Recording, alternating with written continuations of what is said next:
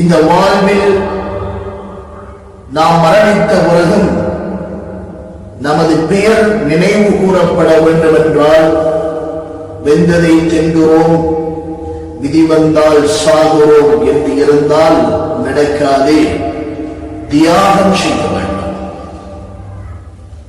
தியாகம் செய்கிற போதே அல்ஹம்துலில்லாஹ் நாம் மரணித்த பிறகும் நமது பெயர் நிலைத்து நிற்கக்கூடியதாக இருக்கும்.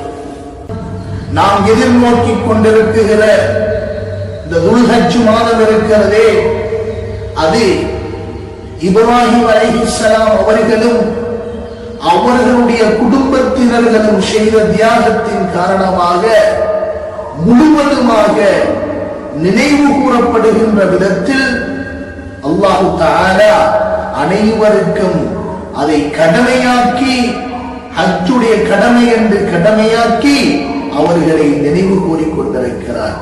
ஏன்? அல்லாஹ்வுக்கு ஜல்ல ஷானஹு வ தஆலாவுடைய வார்த்தைக்கு கட்டுப்பட்டு அவருடைய வாழ்க்கையை தியாகம் செய்தார்கள். இறைவன் சொன்னான் என்பது மாத்திரம்தான். இறைவனுடைய வார்த்தைக்கு கட்டுப்படுகிறார்கள். அவனுக்காக வேண்டி அதை செய்ய துணிகிறார்கள். எனவே தனது வாழ்க்கையை தானும் தனது குடும்பத்தினர்களும் செய்த காரணத்தினால அல்லாஹ் என்ன செய்கிறான்? அவர்களை நினைவுபடுத்தும் விதமாக, கண்ணியப்படுத்தும் விதமாக அதை மக்களுக்கு கடமையாகவே ஆக்கியிருக்கிறார். அருமையானவர்களை நினைத்து பாருங்கள். இப்படிப்பட்ட இந்த துல்ஹஜ்ஜுடைய மாதத்தை நாம் எதிர்நோக்குகிறோமே, நமது மரணத்துக்கு பிறகும் நமது வாழ்க்கையில் அல்லாஹ்வுக்காக என்ன தியாகம் செய்திருக்கிறோம்? இறைவனுக்காக இந்த ஹஜ்ஜுடைய இப்ராஹிம் அலைஹிஸ்ஸலாம் அவருடைய இந்த தியாகம் நமது வாழ்க்கையில் ஒரு படிப்பினையை தர வேண்டும். நாம் என்ன தியாகம் செய்திருக்கிறோம்? நம்மை பார்த்தும் அல்லாஹ் எல்லா விதத்திலும் சொல்லிக் கொண்டுதான் இருக்கிறான். எல்லா விடயங்களையும் சொல்லிக் கொண்டுதான் இருக்கிறான். ஆனால் நாங்கள் கட்டுப்படுகிறோமா? நம்மை பார்த்து வரும் மக்களை அல்லாஹ் தஆலா அனைத்து விடயங்களையும் சொல்லிக் கொண்டுதான் இருக்கிறார். முதல்ல இந்த உலகத்தை நாங்கள் பார்க்கிற போது நாங்கள் செய்கிற அனைத்துமே பேருக்காக, புகழுக்காக, மதிப்புக்காகத்தான் அனைத்தையும் செய்து கொண்டிருக்கிறோம். இறைவனுக்காக செய்கிறோம் என்ற மன தூய்மையே கிடையாது. முதலில் நாங்கள் எங்கள் மனதை தூய்மைப்படுத்த வேண்டும். இறைவனுக்காக அனைத்து காரியங்களையும் செய்கிறோம் என்ற அந்த எண்ணத்தை நமக்குள்ளால் கொண்டு வர வேண்டும்.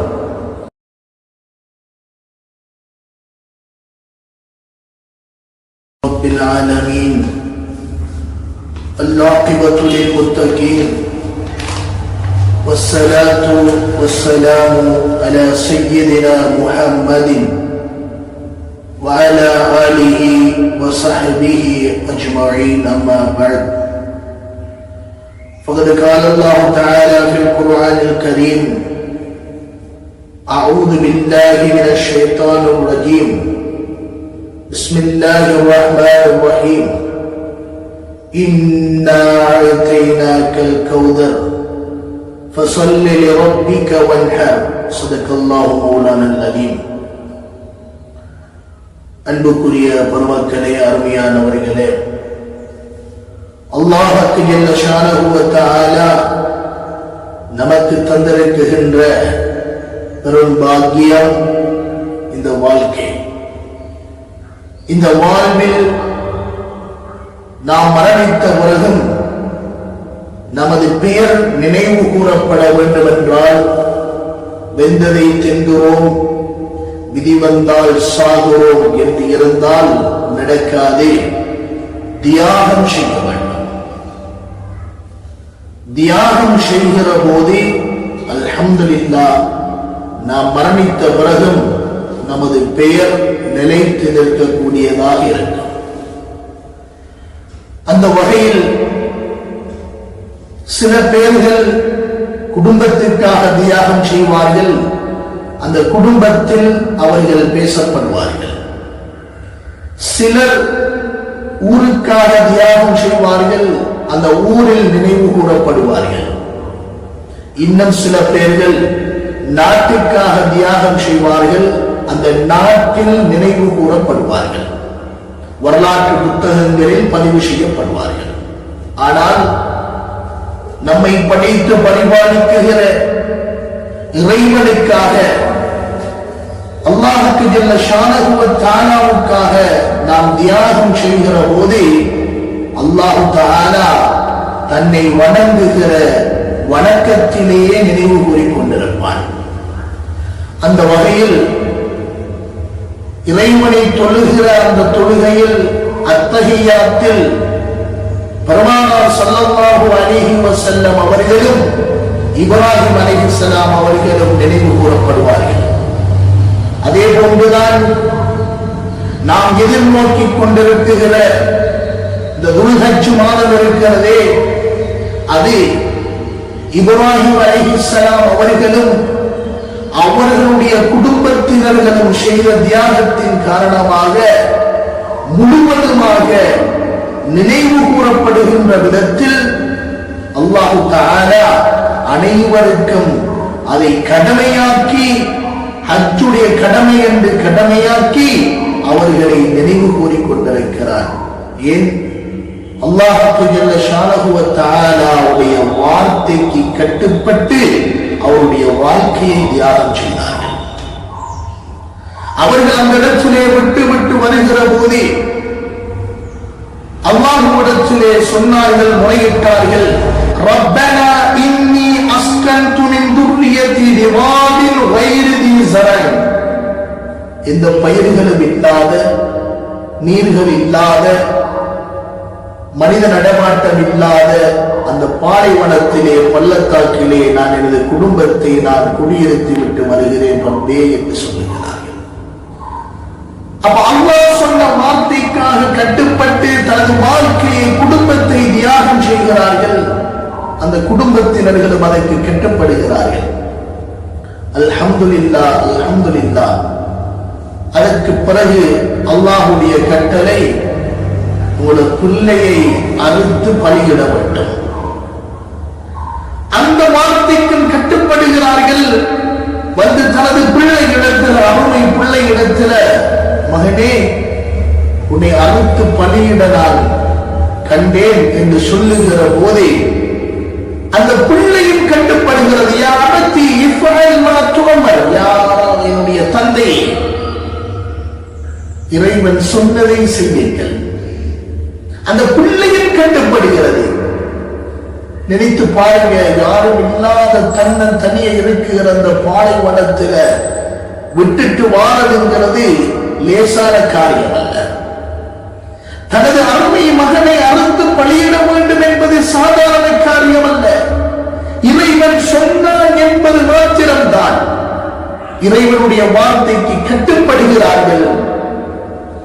அவனுக்காக வேண்டி அதை செய்ய துணிகிறார்கள். எனவே தனது வாழ்க்கையை தானும் தனது குடும்பத்தினர்களும் செய்த காரணத்தினால அல்லாஹ் என்ன செய்கிறான்? அவர்களை நினைவுபடுத்தும் விதமாக, கண்ணியப்படுத்தும் விதமாக அதை மக்களுக்கு கடமையாகவே ஆக்கியிருக்கிறார். அருமையானவர்களை நினைத்து பாருங்கள். இப்படிப்பட்ட இந்த துல்ஹஜ்ஜுடைய மாதத்தை நாம் எதிர்நோக்குகிறோமே, நமது மரணத்துக்கு பிறகும் நமது வாழ்க்கையில் அல்லாஹ்வுக்காக என்ன தியாகம் செய்திருக்கிறோம்?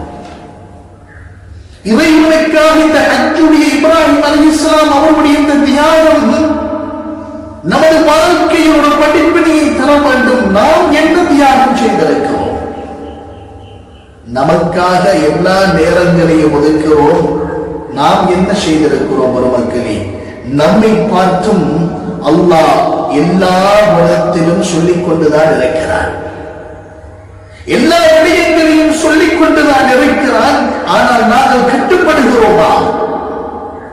நம்மை பார்த்து வரும் மக்களை அல்லாஹ் தஆலா அனைத்து விடயங்களையும் சொல்லிக் கொண்டுதான் இருக்கிறார். முதல்ல இந்த உலகத்தை நாங்கள் பார்க்கிற போது நாங்கள் செய்கிற அனைத்துமே பேருக்காக, புகழுக்காக, மதிப்புக்காகத்தான் அனைத்தையும் செய்து கொண்டிருக்கிறோம். இறைவனுக்காக செய்கிறோம் என்ற மன தூய்மையே கிடையாது. முதலில் நாங்கள் யாரும் மனதை தூய்மைப்படுத்த வேண்டும். இறைவனுக்காக அனைத்து காரியங்களையும் செய்கிறோம் என்ற அந்த எண்ணத்தை நமக்குள்ளால் கொண்டு வர வேண்டும். அப்படி கொண்டு வருகிற போது, மனத்தை தூய்மைப்படுத்துகிற போது, அதற்கு அடுத்தபடியாக இறைவன் சொல்லுகிற அந்த வார்த்தைக்கு நாங்கள் கட்டுப்பட வேண்டும். மக்களே, நாம் முன்னோக்குகிற எதிர்நோக்குகிற இந்த துல்ஹஜ் மாதம் இருக்கிறதே, இந்த துல்ஹஜ் மாதத்தை பொறுத்தவரை அல்லாஹ் சொல்லுவான், வாத்திமுல் ஹஜ்ஜ வல் உம்ரத லில்லாஹ், அல்லாஹ்வுக்காக வேண்டி இந்த ஹஜ்ஜை உம்ராவை நீங்கள் பரிபூர்ணப்படுத்துங்கள், செய்யுங்கள் என்கிறார்.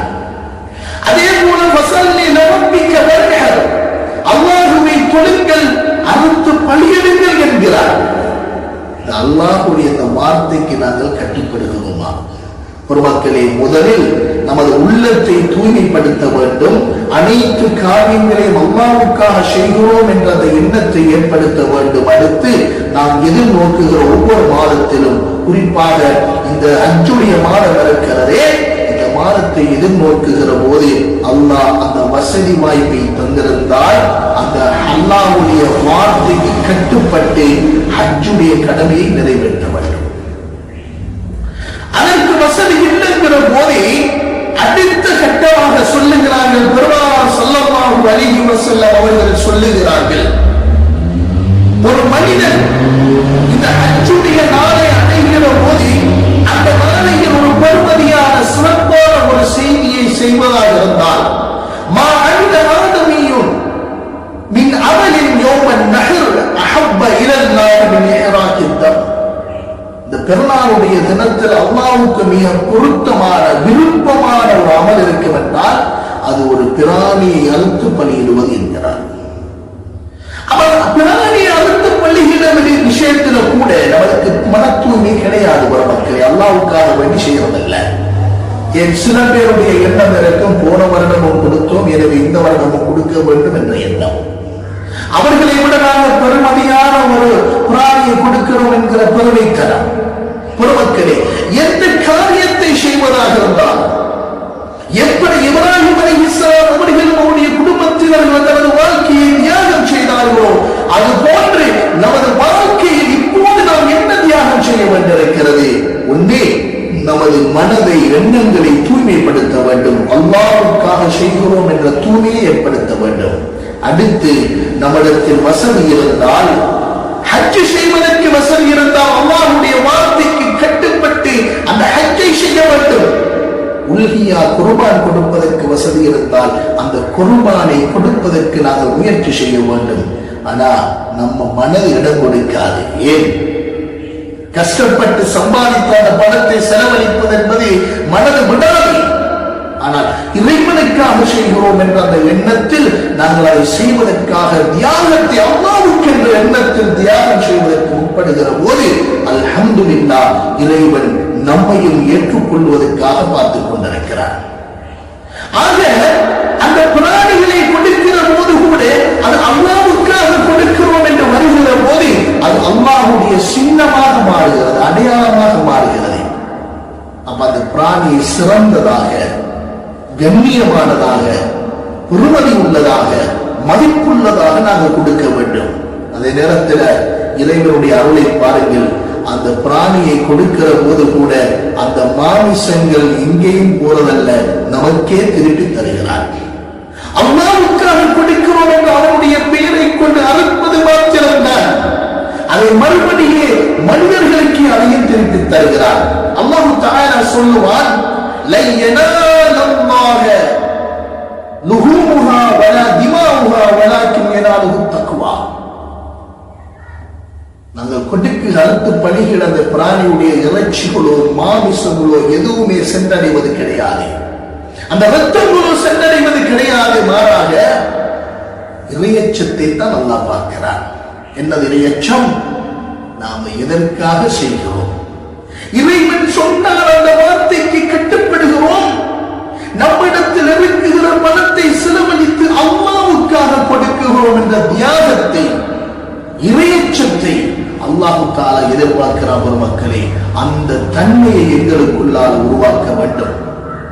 அப்ப இந்த பிராணியை கொடுக்குகிற போது அந்த பிராணி, அன்புக்குரிய பொதுமக்களே, அருமையானவர்களே, அல்லாஹ் பெருமானார் ஸல்லல்லாஹு அலைஹி வஸல்லம் அவர்கள் சொல்லுவார்கள், அந்த பிராணியை நாங்கள் அறுத்து கொடுக்கிற போது உலகத்தில் நாங்கள் பேர்கள் நமக்கு உபதேசம் பண்ணுவார்கள். என்னது?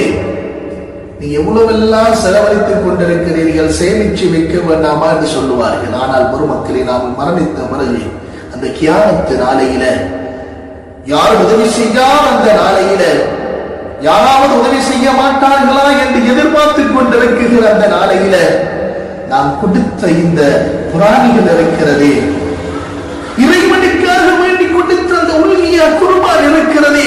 பெருமானார் ஸல்லல்லாஹு அலைஹி வஸல்லம் சொன்னார்கள், இன்னஹா லதஅதி யௌமல் கியாமா பிகுரூனிஹா வ அஷாரிஹா வ அல்லாஹிஹா. அந்த பிராணிகள் எல்லாம் அந்த கியாமத்து நாளையில, நாளை மறுமையில கொம்புகளோட, ரோமங்களோட, அதனுடைய நகங்களோட அப்படியே வரும் என்றார்கள். அது உங்களுடைய சிராத்தல் முஸ்தகீம் பாலத்தை தாண்டுவதற்குரிய வாகனமாக அமைகிறது என்றார்கள். அப்படிப்பட்ட ஒரு சிறந்த காரியத்தை நாங்கள் செய்கிறோம் என்கிற போது அதை சிறப்பாக செய்ய வேண்டும், நல்ல முறையில் செய்ய வேண்டும். அதற்குரிய நிலைமைகளை புரிந்து அல்லாஹ்வுக்காக செய்கிறோம் என்ற அந்த மன தூய்மையோடு, அந்த எண்ணத்தோடு, பரிசுத்தத்தோடு அந்த காரியத்தை செய்வதற்காக நாங்கள் உட்பட வேண்டும் மக்களே. அப்படி செய்கிற போது அல்லாஹ் தஆலா அதை ஏற்றுக்கொள்ளக்கூடியதாக இருக்கிறது. அந்த வகையில சொல்லுவார்கள், நல்ல பிராணிகளை எடுக்க வேண்டும், நொண்டி இல்லாத, குருடில்லாத, வெளிப்படையில் விளங்கக்கூடிய அந்த குறைகள் இல்லாத நல்ல பிராணிகளை இறைவனுக்காக கொடுப்பதை நாங்கள் தெரிவு செய்ய வேண்டும். அந்த பிராணிகளை நாங்கள் பரிபாலிக்கிற போதே, கவனிக்கிற போது மரியாதையோடும் கண்ணியத்தோடும் அல்லாஹ்வுடைய சின்னமாக, அடையாளமாக இருப்பதனால் அதை நாங்கள் கவனித்துக் கொள்ள வேண்டும். அதே போன்றுதான் அதை நாங்கள் அறுக்குகிற போது பெருமானார் ஸல்லல்லாஹு அலைஹி வஸல்லம் அவர்கள் சொல்லுவார்கள், ஃபாத்திமா ரலியல்லாஹு அன்ஹா அவர்களுக்கு சொல்லுகிற போதே, திமா, உங்களுடைய அந்த உல்கியாவுக்கு நீங்கள் போய் நில்லுங்கள், அந்த இடத்திலே சமூக வழியுங்கள், உங்களுடைய உல்கியாவை நிறைவேற்றுங்கள் என்பதாக சொல்லியிருக்கிறார்கள். எனவே அந்த காரியத்தை செய்கிற போது அந்த இடத்தில் நாங்கள் சமூகம் அளித்திருக்க வேண்டும், அதை கவனிக்க வேண்டும், அந்த காரியத்தை அல்லாஹ்வுக்காக நல்ல முறையில் நிறைவேற்ற வேண்டும். அது மட்டுமல்ல, சொல்லுவார்கள், இந்த உல்கியா பிராணி நமது வாழ்க்கையில் கொடுப்பதற்கு அந்த பிராணிகளை, ஒட்டகம், மாடு, ஆடு, இந்த பிராணிகளை கொடுக்க சொல்லி இருக்கிறார்கள். அதிலே அந்த ஒட்டகத்தை 5 வருடம் பூர்த்தியா இருக்க வேண்டும், மாடு 2 வருடம் பூர்த்திருக்க வேண்டும். அதே போன்று ஆட்டில் செம்மறியாடாக இருந்தால் 1 வருடமும், வெள்ளாடாக இருந்தால் 2 வருடமும் பூர்த்தியான ஆடுகளை கொடுக்க வேண்டும். அதற்கு பிறகு அப்படி தனியாக கொடுக்க எங்களுக்கு முடியல என்று சொன்னா, ஒட்டகத்தில் 1/7 பங்கு அல்லது மாட்டில் 1/7 பங்கு கொடுப்பதற்குரிய அந்த வசதி வாய்ப்புகளை அமைத்திருக்கிறார்கள்.